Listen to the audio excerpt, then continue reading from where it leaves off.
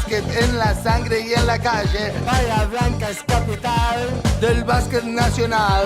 Bahía, olele, Bahía, olala. Si eso no es Bahía, Bahía, ¿dónde está?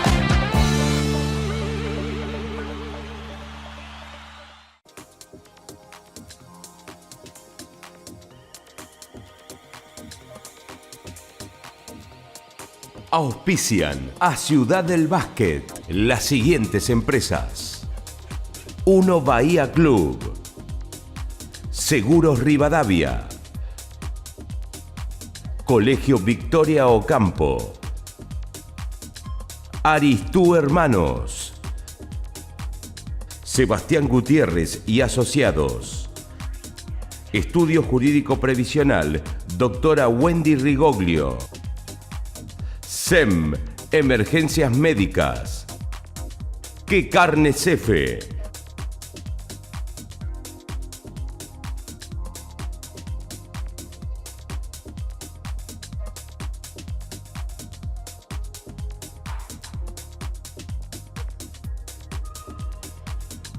conduce Ciudad del Básquet el periodista Rubén Berman.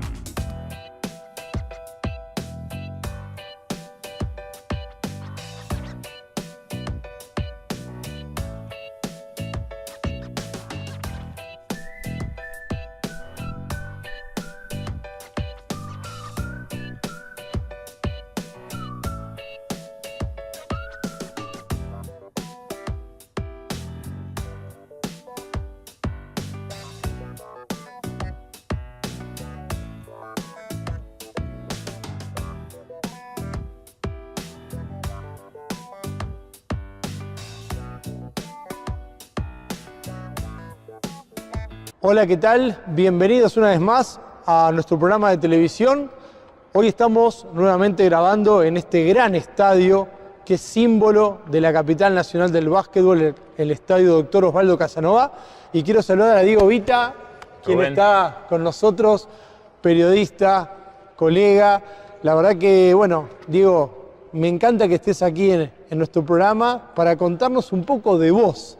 Vos siempre le contás a la gente de los demás, pero hoy nos vas a hablar un poquito de vos. Así que, bueno, ¿preparado? Muy agradecido por la invitación, muchas gracias. No, al contrario, yo soy un apasionado del básquet.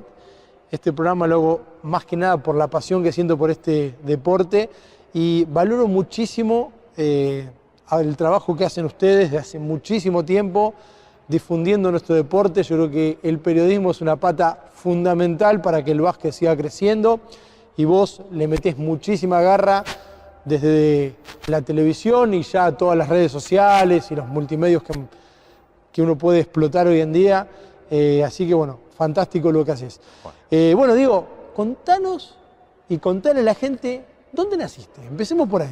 Bueno, soy porteño de nacimiento, ¿no? Algo que no está muy bien visto en el interior, pero por suerte vine de muy chico a Bahía, pero yo nací en el 78 en Buenos Aires, en Boedo. Mi papá de Banfield, mi mamá de Lomas de Zamora, así que vinimos de chicos acá. Mi papá bancario, lo trasladaron a la sucursal de Bahía Blanca en el 88, así que antes de cumplir 10 años ya estaba en Bahía. Tengo 40, así que 3/4 partes de mi vida ya soy bahiense y lo de porteño queda para los chistes de amigos, ¿no? Y en esos primeros 10 años, ¿te gustaba el básquet? ¿En tu casa se hablaba de básquet? ¿O por vivir en Buenos Aires, que se toca muy poco el tema de básquet, ni se hablaba? La verdad que nada de nada. O sea, ¿descubriste el básquet en Bahía? Sí, en alguna colonia de vacaciones de muy chico, porque había un aro de básquet cerca de la pileta, habremos tirado, pero seguramente habré tirado de abajo. No había ningún acercamiento, pero cuando llegamos a Bahía fue tremendo, porque era el furor de los fines de los 80, 3 equipos en la liga. Rápido había que identificarse y tratar de encontrar, bueno, algún ídolo, alguno que te gustara, porque éramos muy chicos. Yo tengo un hermano mayor y 2 más chicos, el cuarto todavía no había nacido cuando llegamos a Bahía.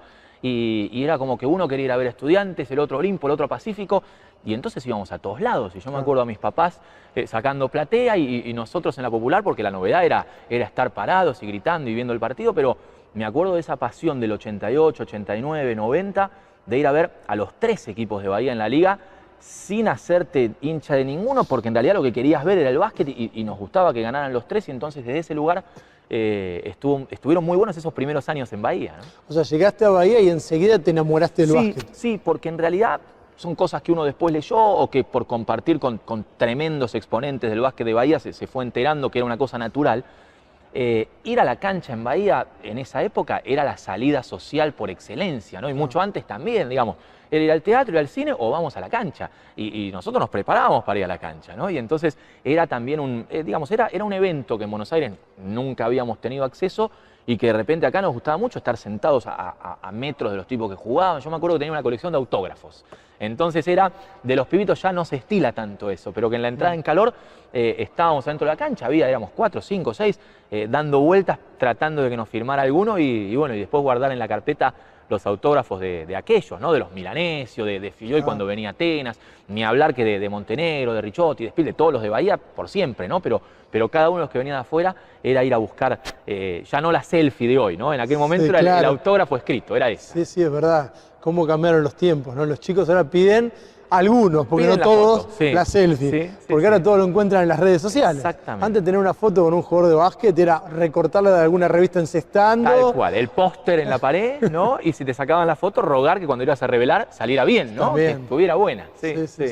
Así que, ¿y la escuela primaria dónde la terminaste? En la 7. Llegué acá en la 7 en 19 de mayo, la escuela Sargento Cabral. Me imagino muchos compañeros que ya jugaban al básquet. Sí, muchos. Y por ellos también empecé a jugar, porque yo llegué a Bahía haciendo 4º grado de la escuela.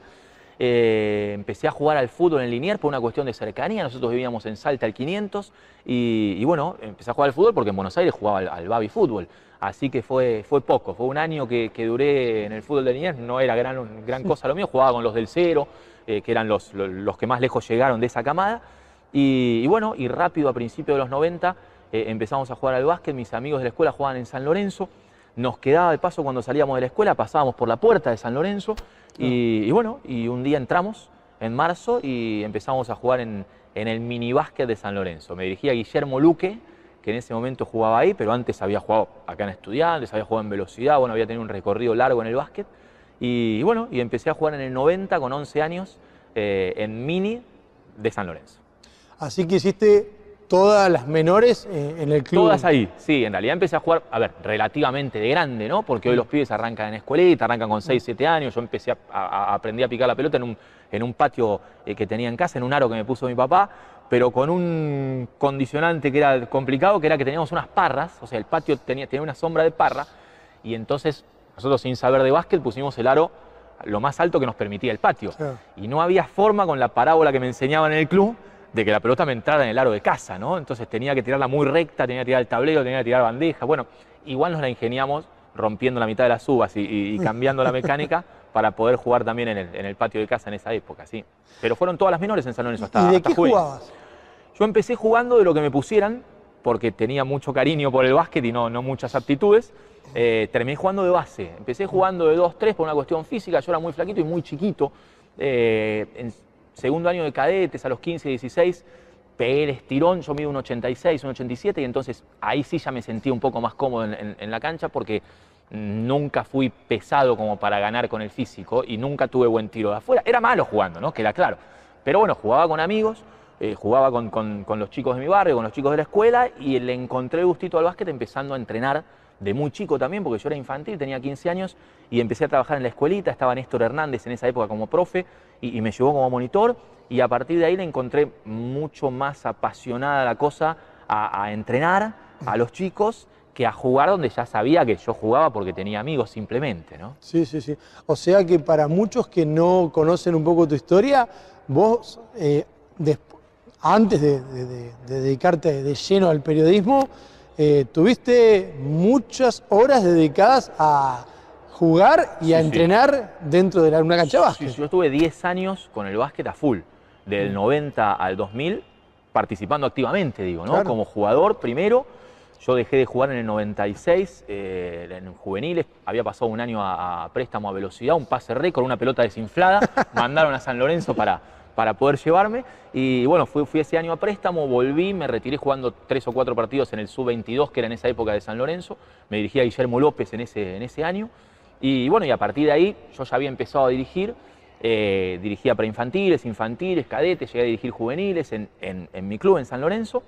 y después también por una cuestión de cercanía y por una cuestión de que en la escuelita nos iba bien, teníamos mucha cantidad de chicos, en un momento nos convocaron de Napostá y fuimos a trabajar también ahí en Napostá, en la escuelita, y el azar hizo que en ese mismo año en el que estábamos dirigiendo la escuelita de Napostá, el querido Nano Lacasa era el técnico de la primera. Yo lo conocía al Nano por compartir, porque él tenía un gimnasio también a la vuelta de mi casa en su momento, y porque era profe de la escuela primaria del Normal, y yo iba a las escuelas medias de la universidad, entonces nos cruzábamos con el Nano y yo sabía quién era Nano Lacasa por conocer el básquet de Bahía.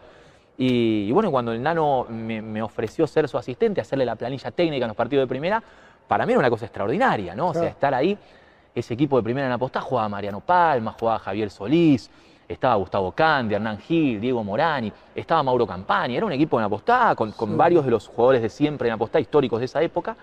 Y bueno, por cuestiones de salud, Nano dejó el equipo en un trimestre y Napostá decidió dar un golpe de timón y lo trajo al Tite Boismené, que el Tite ya estaba dirigiendo Liga, había dirigido el Mundial del 90, esto era el 98, era un tipo obviamente muy reconocido.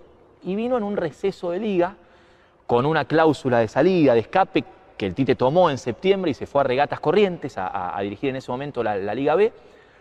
Y bueno, como el formato del torneo era distinto al de hoy y la permanencia del equipo ya estaba garantizada, cuando Boismené acepta la oferta de Corrientes, me terminé quedando a dirigir la primera de Napostá, 10 partidos con 19 años y tipos que tenían 10 años más que yo. Sobreviví a esos vestuarios, por suerte.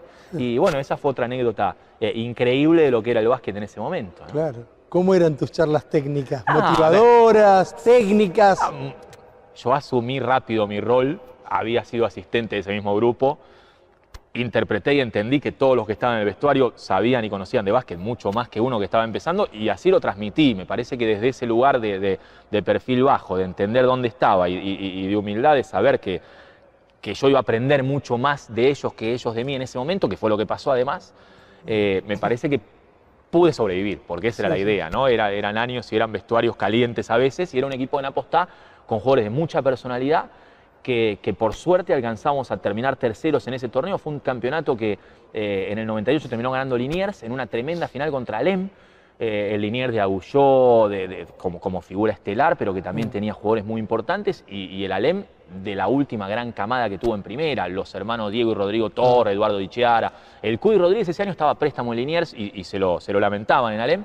Alem lo dirigía Colamarino y a Liniers Daniel Allende. Fue un tremendo torneo. El Colorado Navallo estaba dirigiendo a Bahiense y yo estaba dirigiendo a Napostá, y esos eran los 4 mejores equipos de Bahía. Fue increíble realmente, ¿no? Pero bueno, fue una cosa anecdótica, pero fue muy linda también. O sea, dentro del básquet fuiste jugador, sí, ¿no? Amateur. Flojo. Tuviste una etapa de monitor, sí, de entrenador, periodista. Y periodista. Que a los 40 años tenés ahora, ¿no? Hoy sí. 40 años. Si tendrías que volver el tiempo atrás y te diría, llegar a ser un jugador, no digo de NBA, pero por ejemplo de Liga Nacional A, o ser entrenador de, suponete, Liga Nacional A, o periodista, ¿volverías a elegir el periodismo? Sí, ¿O te hubiese gustado hacer alguna otra de las otras dos cosas? No. Yo creo que el periodismo lo tuve siempre muy innato, ¿no? Y fue siempre algo que yo quise hacer. Yo aprendí a leer con los suplementos deportivos de los diarios, jugaba en el verano a los 6, 7 años a hacer radio en vacaciones cuando mis papás dormían la siesta, me metía en un altillo y armaba una radio. Entonces creo que el periodismo lo tuve siempre muy incorporado. Ni hablar que me hubiera gustado ser una estrella del básquet, porque por eso empecé a jugar, o ser un tremendo entrenador, pero lo hice en su momento sin ser ni estrella ni tremendo, lo disfruté, creo que era la etapa y el momento para hacerlo, y siempre me gustó el periodismo, y la verdad que estoy muy feliz de que mi rol en el básquet sea el que tengo hoy, ¿no?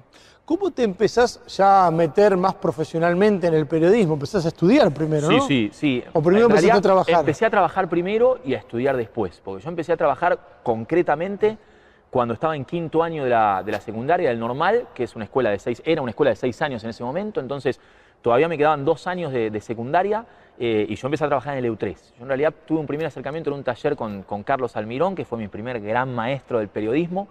En el 91, yo todavía sin haber cambiado la voz, porque estaba en plena pubertad, no había cumplido 13 años, y fuimos a un taller de periodismo que Carlos daba en su casa, en Salta al 300, y yo vivía a 2 cuadras de él, y el hecho de que me abriera la puerta el Gordo Almirón, que era el que yo veía en TV Cable, lo veía haciendo Deporte B, lo veía haciendo Minuto 41.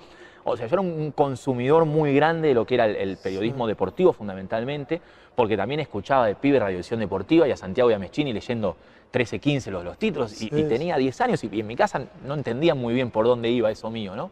Y entonces fue con Carlos Almirón con el que empecé, haciéndole los trabajos de campo de una revista de atletismo que se llamaba Pista y Campo, y yo me iba a las 3 villas y bueno, y resumía la jornada de fin de semana. Y después la relación no se cortó y pasaron 3 o 4 años y hubo como un relanzamiento, una refundación de LU3. Y en junio del 96 yo llevaba 3 meses yendo simplemente a mirar, a cebar mate, a redactar algo que me dejaran en las viejas máquinas de escribir que si apretaba 2 letras juntas se trababa y había que engrasarse. Claro, había que engrasarse para volverlas a su lugar. Y bueno, y ahí empecé a trabajar el Día del Periodista, el 7 de junio del 96. Salí al aire por primera vez en LU3. Sí. Bueno, y después estudiaste ya formalmente la carrera. Claro, porque en realidad yo hice 2 años en LU3 hasta que terminé la secundaria. Me convocaron de Radio Universal por una suplencia. Alberto McDougall, al que yo había conocido en LU3, también trabajaba en Universal. Él trabajaba en el verano ahí, se tenía que tomar vacaciones, necesitaba alguien que lo cubriera. Y le deben haber dicho, yo me imagino la charla en Universal, ¿no? Trae a alguno que te cubre y te podés ir, si no te quedás acá. Y me agarró un día, yo tenía 19 años, y me presentó con Emilio Turcumán, y entonces aparecí en Universal casi sin quererlo, y la verdad que la pasé muy bien, estuve 1 año y medio ahí, y ya ese año que había terminado la secundaria, no encontraba alternativas y opciones de estudio en Bahía que me cerraran a mí, porque lo que había era una chance de estudiar el terciario, digamos, la tecnicatura, pero era en la tarde-noche y yo ahí trabajaba ya en el periodismo y trabajaba en el básquet como entrenador. Y entonces, nada, no quería en ese momento dejar de hacer eso. Y sí apareció en el 99 una oportunidad muy linda porque la Universidad Nacional de La Plata empezó a abrir una serie de extensiones en distintos puntos de la provincia y tocó una en Punta Alta.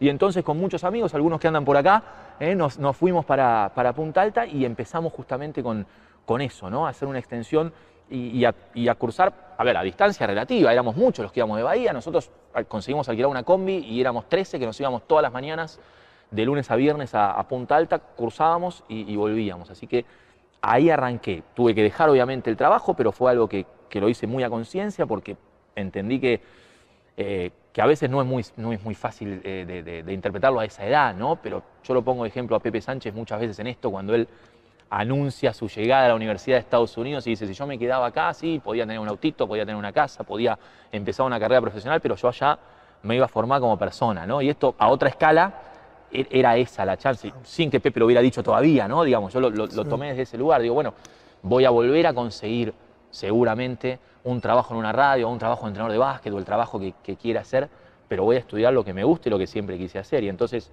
largué todos mis trabajos y me tiré al vacío de convertirme en universitario a los 19 años, que es lo que todos los pibes, uno entiende, tienen que hacer, ¿no? Y es lo que hoy que me toca estar de otro lado, porque también soy docente en carrera de periodismo, uno se lo dice a los chicos permanentemente, ¿no? Hay momentos de la vida en los que uno tiene que estudiar, ¿no? Eso es lo que hay que hacer. Sí. Diego, y bueno, después te toca entrar para lo que es Bahía Blanca en el ambiente del básquetbol, por toda la historia, a la gran LU2, ¿no? Tal cual, totalmente. Así que me imagino que fue un cambio rotundo en tu carrera. Para mí fue tocar el cielo con las manos. O sea, llegar a LU2 fue un sueño cumplido a los 20 años, claro, ¿no? Entonces era una cosa increíble. 21 tenía cuando me llamó el negro Santiago a mi casa un día, a la casa de mis padres, donde yo vivía a los 21 años, obviamente, teléfono fijo. Suena el teléfono y me dicen, ¿Diego Vita? Sí, Santiago habla. Y bueno, y empezamos a charlar por un currículum que yo había mandado, porque en realidad la radio había perdido al que para mí fue el mejor relator deportivo de todos los tiempos, que era el Conde Colefi, ¿no? O sea, Rubén Colefi se acababa de jubilar en marzo, abril del 2000, y la radio, evidentemente, después me lo contaron con el tiempo, ¿no? Ante la imposibilidad de encontrar a alguien a dedo o de ubicar a alguien que ellos supieran que les podía cubrir el hueco, hicieron un concurso masivo, o sea, publicaron avisos todos los días durante un mes en el diario y en la radio, hablando ya casi como un juego, ¿no? Decían, si tu pasión es relatar el fútbol o básquet, pasá de la tribuna a la cabina de la radio. Me acuerdo del aviso porque lo recorté incluso y lo tengo guardado hoy, de cómo el EU2 buscaba al reemplazo de Colefi.